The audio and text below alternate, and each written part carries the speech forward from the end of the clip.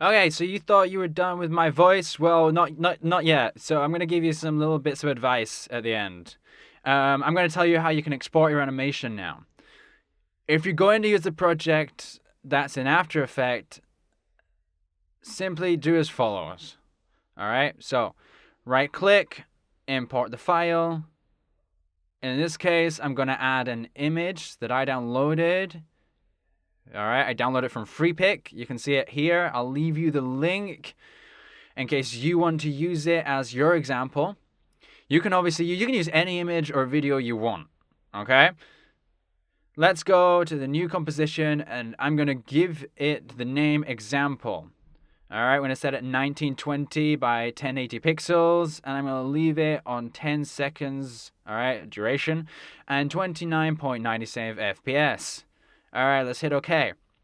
Here we can drag the image that I have and we can fit it more or less to the, position it in this part of the image. The only thing we have to do is drag the main project where all our finished files, all our layers, are just there finished. Here's the final composition. Here we have to activate the settings so we can have that tremble effect. Remember that I deactivated it, because if you don't have any of these machines activated, it can get really, really slow, depending on what machines you have. We're now going to drag it to this composition called Wedding Project. Okay, I'm going to drag it on top, and here, when I advance, my animation is starting to show up. It's pretty easy, right? It's pretty cool. All right, so it's cool. It's good. Now, what happens if what you want to do is use this animation in a file that you're editing in Adobe Premiere Pro?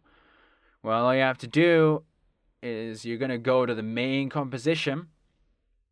And here we have to look for File, Export, Render Queue. All right, where it's looking like queue up, like British people. And before exporting or hitting render, we're going to change the format so it's in a PNG sequence. We're going to put it in RBG plus alpha. Okay? And we're going to hit OK. After, we're going to adjust. Seeing as we've just adjusted the time of my animation, just until the second 7 frame 15, I'm going to drag the work area to here so that we'll only export this part. If we leave it here, we're going to see that it's going to export with all this blank space. And for this reason, we have to fit it. If our animation started on second 1, for example, we would drag it from another place. But as it starts from second 0, or frame 0, we're going to leave it there. And after, we have to look where we saved it, right? Where we want to save it. Here you can give it whatever name you want.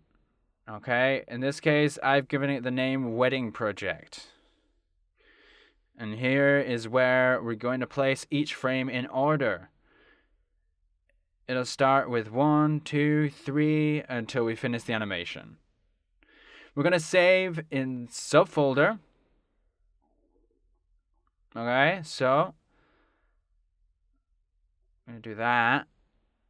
I'm going to hit save, render, and now we have to wait for our animation to render. All right, so once we exported it, what we're going to do is inside Premiere, for example, here I have the same image. It could be a video and any other file that you want to put under the animation, all right, that you've done, okay? So I have it here exported here in Wedding Project. So if I double click here, there's my animation. So you can only see it in white.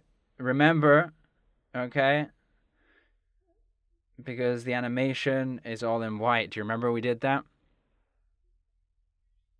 So now we have to delete those images that are in black. Okay, so leaving everything in white. Okay, good. So excepting the first one. So we're going to click on the first one and we're going to delete it. And now I'm going to go into Premiere and right click, import. Okay, and here I'm going to look for what I've exported into Wedding Project. Here it is. What I'm going to do is select the first image and I'm going to activate image sequence. Okay, click on it. I open and it's going to start importing. And here we see our animation.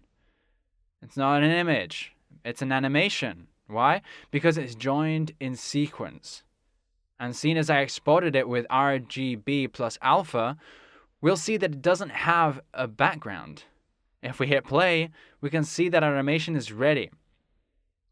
It's a little bit distorted because in the preview, well, I have to set it at 1/4 of its normal quality.